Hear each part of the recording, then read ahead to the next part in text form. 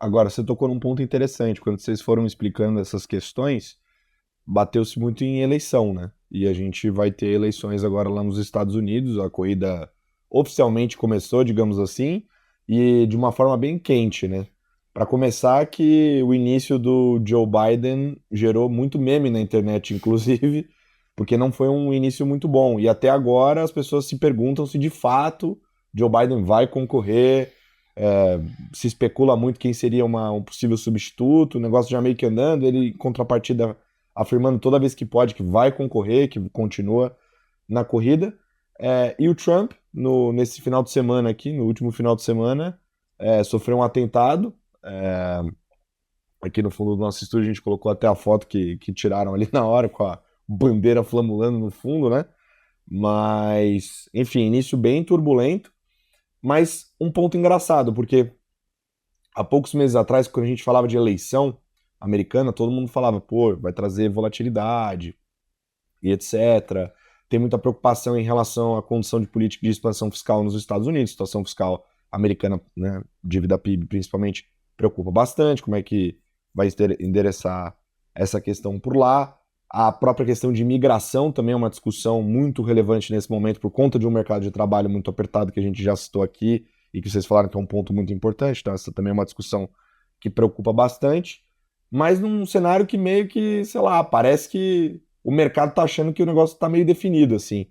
Depois desse início da corrida, como é que foi a cabeça de vocês na Geno em relação às eleições americanas e como vocês acham que isso vai refletir no mercado? Ah, ainda bem que a gente está fazendo essa conversa essa semana e não semana passada. Imagina! O que a gente ia falar, obviamente, mudou muito pós o fim de semana. Na verdade, nem mudou tanto, tá? Mas, tipo, os cenários no quais a gente trabalhava, acho que mudaram um pouco de probabilidade. Perfeito. O que acho que aconteceu ao longo, tentando dar um resumo, desse ano. No primeiro momento, o mercado. Você lembra que teve até um Trump trade que aconteceu, né? Uma preocupação com a eleição americana ali em janeiro, justamente quando o mercado estava animado, com todas aquelas inflações baixas, todo mundo comprou país emergente, comprou bolsa, aplicou juros, e aí começaram as primárias, todo mundo ficou preocupado, estava com as posições erradas, e o mercado como um todo sofreu, a emergente sofreu muito. O que aconteceu desde então foi o Trump melhorando nas pesquisas gradativamente. Ele chegou antes ali do debate, ele estava em torno de um mês antes, em torno de 55% mais ou menos de chance. Eu estou olhando para o mercado de apostas como um balizador do que a gente consegue fazer conta. Porque no mercado mesmo a gente olha, faz conta, olha para setores de bolsa, mas você não consegue ter uma medida exata de qual é a probabilidade implícita. Mas vamos usar o mercado de apostas como uma proxy. Precificava em torno de 55%, e o Biden tinha uma chance ali de uns 15% de não ser o candidato.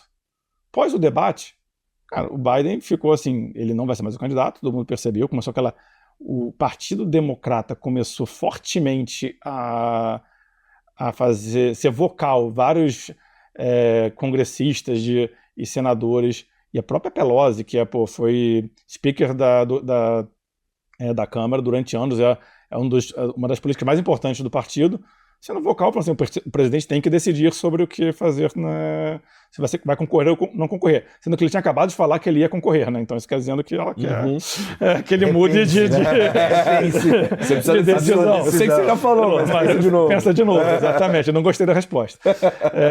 Dado isso, você faz assim, com uma pressão grande. E aí o Biden foi caindo de probabilidade e o Trump crescendo de probabilidade. Então, antes desse final de semana, a probabilidade do Trump já era muito alta. Ele estava em termos de 2/3 de ser o presidente. Porque essa incerteza toda sobre quem seria o candidato democrata e o ruído por si só já é ruim para o partido, né? Qualquer novo, se você trocasse o candidato há 6 meses atrás, é uma história muito diferente de você trocar o candidato agora. Total. E cada semana que passa é pior, né? Então, tipo, o que aconteceu foi o Trump foi ganhando, a probabilidade de você ter um Congresso que era republicano, vai ser republicano também, aumenta de probabilidade, que na nossa opinião é até mais importante do Trump ou não ser o Trump, porque um presidente sem um Congresso não consegue fazer muita coisa. Mesmo o Biden com um Congresso seria também, talvez, tão preocupante e volátil para o mercado quanto o Trump. Mas o que consolidou, e agora ainda mais depois da tentativa de assassinato contra ele, é que o Trump virou o favorito absoluto. novamente, o mercado de apostas hoje é em torno de 70% a probabilidade dele ser presidente. Se reparar, nem cresceu tanto, foi de 65, 2/3, para 70, teve um aumento marginal, só que você tirou também o holofote do Biden. E agora o Biden está lá quieto na dele, não pode mais fazer campanha contra ele ser candidato, porque o ciclo de notícias mudou para tentativa de assassinato e não para se o Biden vai ser o candidato ou não vai ser o candidato. Então você meio que consolidou um cenário onde vai provavelmente acontecer Trump contra Biden. O Biden, por todas essas questões, todos esses memes, 70% dos eleitores democratas não queriam que ele fosse candidato, porque acham que ele está velho demais para concorrer. Independente dele estar velho demais para ser presidente ou não, sem entrar nesse mérito, que a gente não tem essa informação toda para fazer esse julgamento, a verdade é que se os eleitores acham isso, eles vão votar menos. O turnout para do Partido Democrata vai ser pior. E agora compara com o turnout do Partido Republicano depois do que aconteceu no final de semana. Que vai explodir, né? Vai explodir. Todo mundo está motivado para votar depois de uma tentativa de assassinato contra o candidato a presidente. Então, o que aconteceu, e por isso que acho que essa semana... Isso é muito importante, só porque as pessoas não lembram às vezes, mas lá o voto não é obrigatório, né? As pessoas precisam comparecer na urna para efetivamente converter essa intenção de voto em voto real. Pois é, uma das variáveis mais importantes é você estimar esse... E você está desmotivado com o seu candidato para presidente, faz com que você não vá votar. E se você não vai votar, você não vai votar no seu candidato para senador, você não vai votar para o seu candidato para deputado. Então, tipo, essa diferença de motivação, assim, vamos colocar essas palavras, dos eleitores democratas para os eleitores republicanos, na nossa opinião, aumenta muito a probabilidade do que a gente chama de red sweep, que é o Trump ganhando com o Congresso, com a Câmara e com o Senado republicano. E o que permite ele fazer o que ele quiser em política. Que nem foi no primeiro mandato dele. Ele tinha, na primeira parte do mandato dele, a Câmara e o Senado, e ele conseguiu passar todos aqueles cortes de imposto.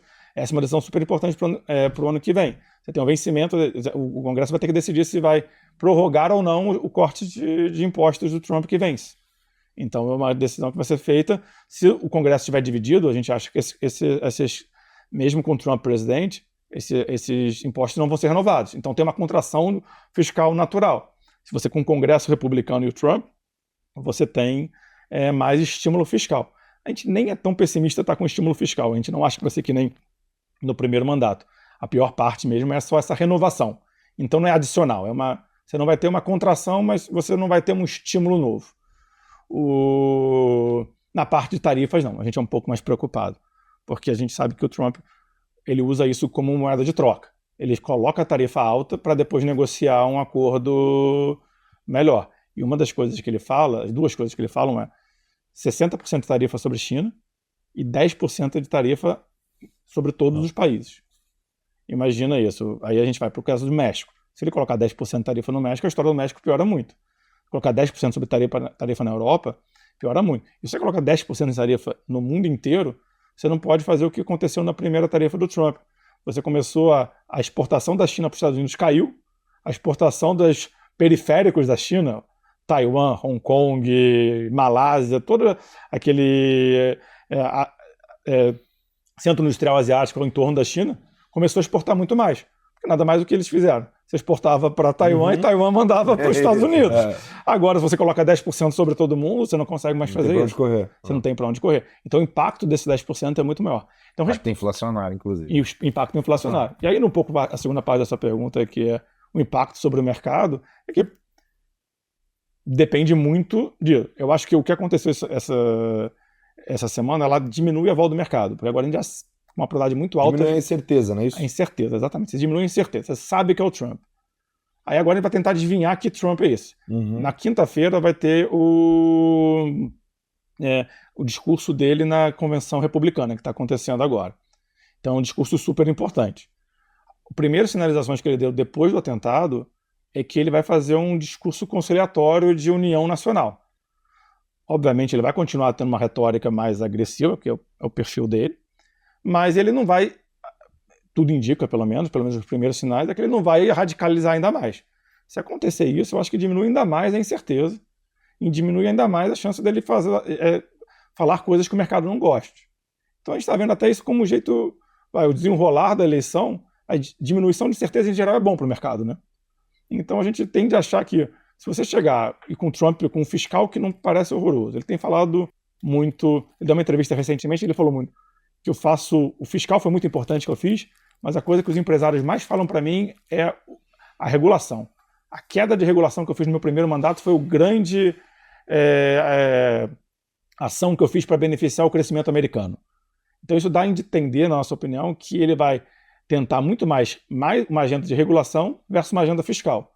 E como a gente está nesse mundo onde fiscal é um problema em todos os países, Estados Unidos não é um problema que nem no Brasil, mas tem uma discussão se o fiscal americano não está exagerado. Porque, de fato, você está com um déficit alto, com desemprego também perto das mínimas. Não é uma política fiscal para essa etapa do ciclo que deveria estar melhor o fiscal. Então, a gente acha que ele pode fazer mais regulação, menos fiscal, menos retórica fiscal, e aí a gente tem esse problema, a incerteza principal, que é a parte de tarifas. Se ele continuar muito vocal em relação a tarifas, aí a gente acha que tem algum impacto no mercado, porque vai ser mais inflação, atrapalha o Fed cortar juros, e você vai ter um dólar forte, né?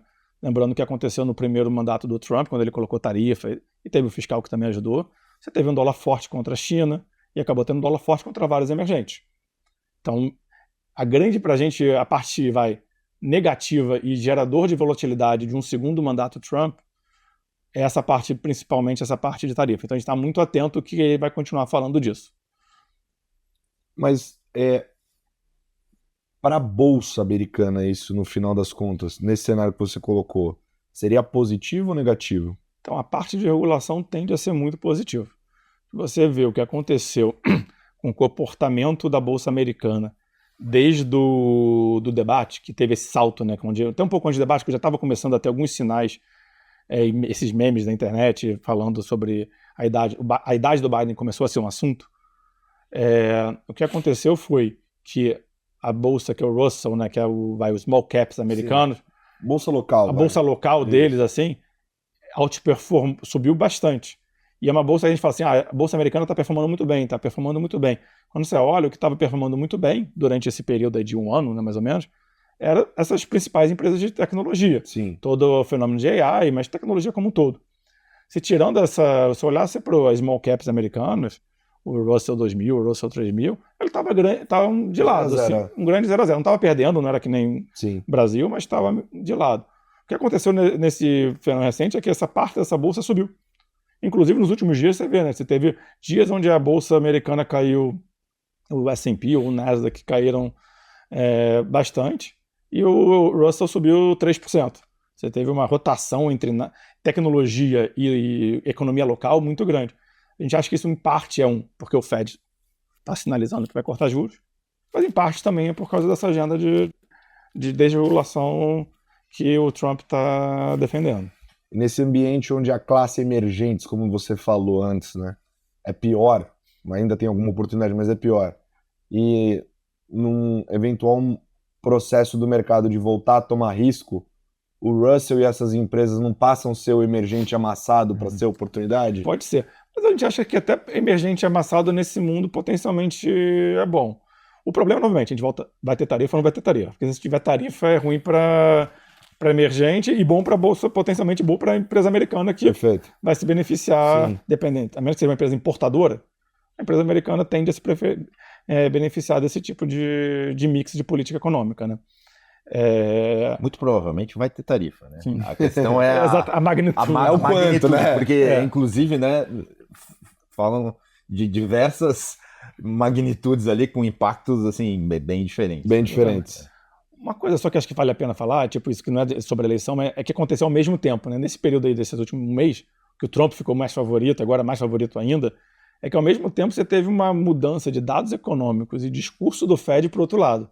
Então, muita gente pergunta pra gente, o que aconteceu? Porque o Trump virou favorito e os trades do Trump, que as pessoas falavam que ia acontecer, dólar forte, juros americanos abrindo, não aconteceram. Porque o Fed está mais cauteloso. É que, por outro lado, o Fed e os dados americanos foram muito favoráveis. Então você tem duas forças que são opostas aqui. Trump, como é que o mercado entende o Trump, como ele está falando? são políticas mais inflacionárias, né? O que está acontecendo nos dados econômicos recentes? Inflação veio baixa, crescimento está mais desacelerou, continua bom, em torno de 1,5%, 2%, mas não é mais aquele 3% que cresceu ano passado. Desemprego subiu, como você comentou, tipo, ainda com uma geração de emprego super saudável, mas o desemprego está subindo, parte por causa da imigração, mas mesmo a criação de emprego está mais normal, está normalizando, crescia em torno de 300 mil, que é um número super alto para padrões históricos americanos, e hoje em dia está crescendo em torno, aos últimos 3 meses, em torno de 180. Então já é uma melhor. Então aconteceu ao mesmo tempo isso. E o Fed mudou o discurso para falar, olha só, agora eu estou com um mercado de trabalho que está equilibrado. Antes ele falava, meu mercado de trabalho está apertado, ele gera risco inflacionário. O Fed, na semana passada, o Powell deu ele fez um discurso no Congresso e deu uma entrevista lá em Sintra, na Europa, falando que o mercado de trabalho está equilibrado e agora o mercado de trabalho não é mais um gerador de pressões inflacionárias. E agora eu tenho que me preocupar tanto com o risco inflacionário quanto o meu risco de desaceleração maior do que eu estou prevendo. Então ele está mais ou menos falando que o balanço de riscos dele, para colocar num termo brasileiro, né, é um balanço de risco simétrico. Isso aí, na nossa cabeça, é mais importante do que o desenrolar da eleição.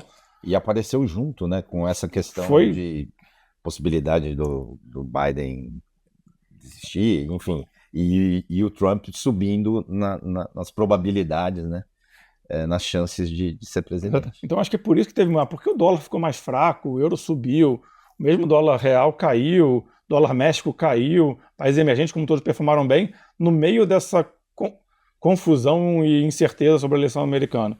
Acho que boa parte tem porque o Fed está ajudando. O Fed e os dados americanos estão ajudando. É o soft landing, né? É o soft landing. Os dados foram muito bons para você imaginar um cenário de soft landing para frente. Se você pegar um pouco a comparação ali com o segundo semestre do ano passado, tiveram dados muito bons. E aí veio o primeiro trimestre que meio que jogou todos aqueles dados bons por água abaixo e deixou todo mundo uma incerteza muito grande. A verdade é que aconteceu a partir do segundo trimestre, a gente voltou um pouco àquele mundo. E, na minha opinião, até melhor, tá? Porque o tipo de inflação que a gente está vendo agora nos Estados Unidos é uma inflação até melhor do que a inflação que a gente via no segundo semestre. No segundo semestre era muito baseado em bens industriais.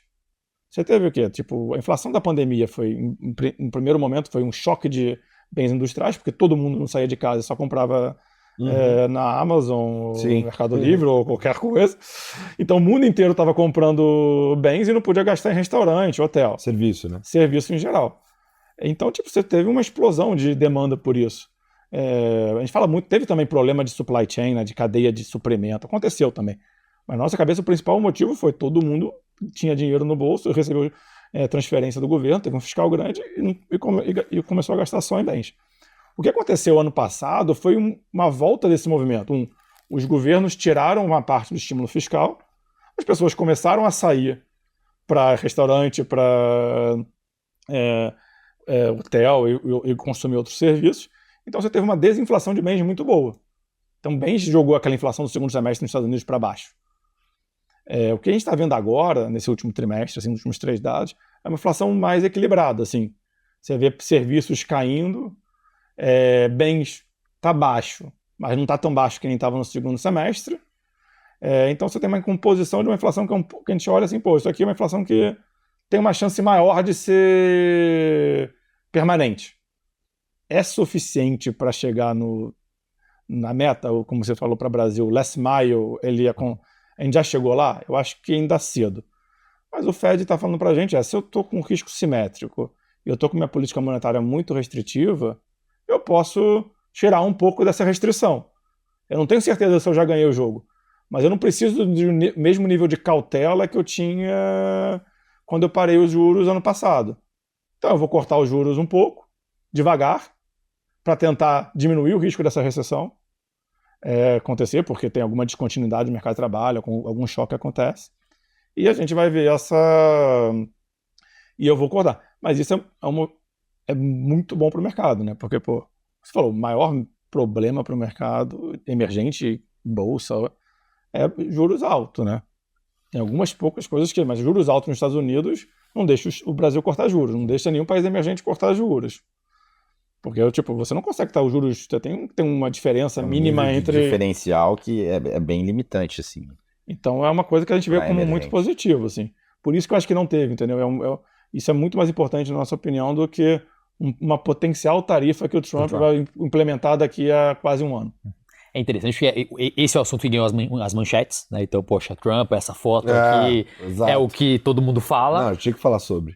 Mas na prática, quando a gente vai pensar em preço de ativo, o grande driver está aqui nos dados mais recentes da economia americana. Então, me parece que ainda essa questão de mais tarifa, mais imigração, menos imigração, ainda é uma discussão ainda talvez mais com cara de 2025, ainda está cedo para o trade do Donald Trump ainda ganhar relevância nos portfólios. Exatamente, ele assume, vai final de janeiro,